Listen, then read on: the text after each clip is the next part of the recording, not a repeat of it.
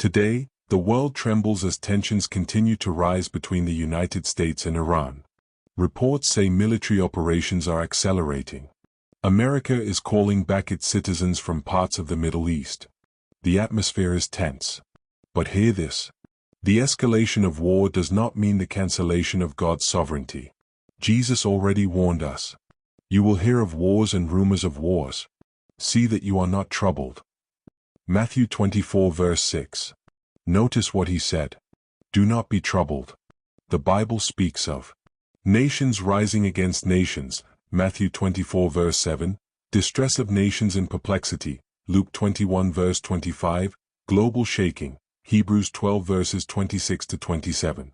But these are not instructions to panic. They are reminders to prepare spiritually. This is not a time for hysteria. This is not a time for conspiracy. This is a time for prayer, discernment, and calm alertness. We insist on peace. We declare de-escalation. We reject the path toward a third world war. Scripture also says, "Blessed are the peacemakers, for they shall be called sons of God." Matthew 5 verse 9. We, at Visioners Pathway, stand today with one voice crying. Leaders must choose restraint over retaliation. Wisdom must override pride. Diplomacy must silence destruction. To our community of friends and family, stay calm. Stay alert. Stay prayerful. Stay informed from credible sources. Do not spread fear. Even if the earth shakes, Psalm 46 reminds us, God is our refuge and strength, a very present help in trouble. Therefore we will not fear. This is not the hour of fear. This is the hour of faith. If global shaking increases, let your roots go deeper. If headlines grow louder, let your prayer grow stronger. Peace is still possible. De-escalation is still possible. Mercy can still triumph.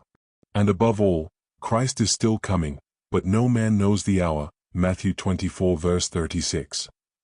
So, we prepare not with panic, but with purity, purpose, and prayer. Let the church be steady. Let believers be wise. Let the world see hope in us.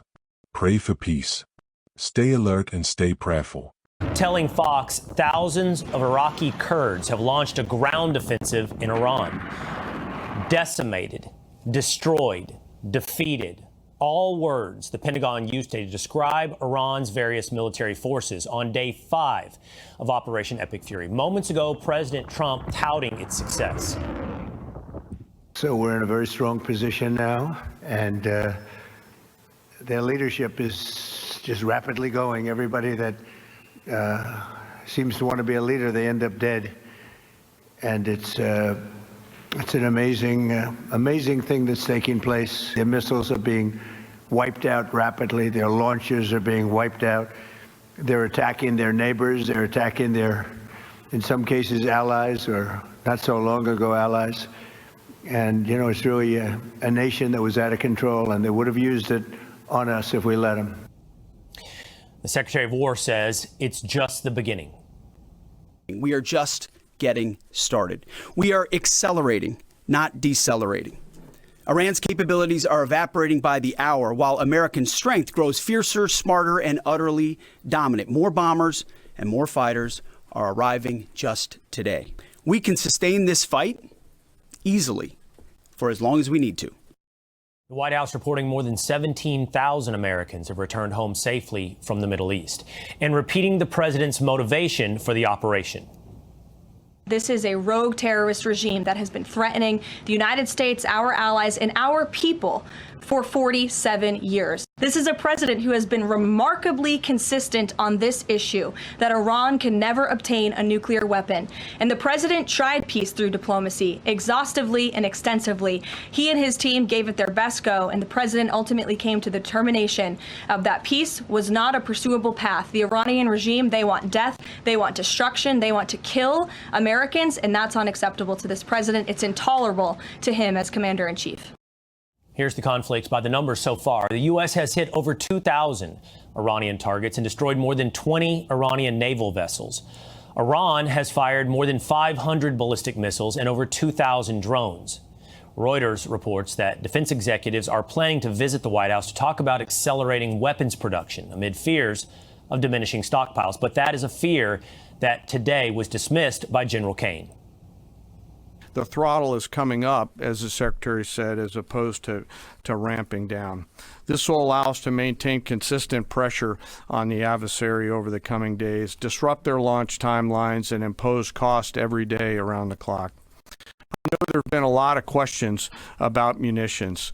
We have sufficient precision munitions for the task at hand, both on the offense and defense. Meantime, Israel's Air Force has struck in Iran with over 5,000 munitions since the start of the operation. The impact on Iran's stockpile is already tangible. Its ballistic missile launches down 88% since day one, and down 23% in just the last 24 hours. One-way attack drone shots are down 73%. A key objective in this conflict for President Trump, wiping out Iran's Navy. Today, it appears he is closer to that goal after an American submarine sunk Iran's prize ship with a torpedo. It's one of the few instances of a sub doing so since World War II.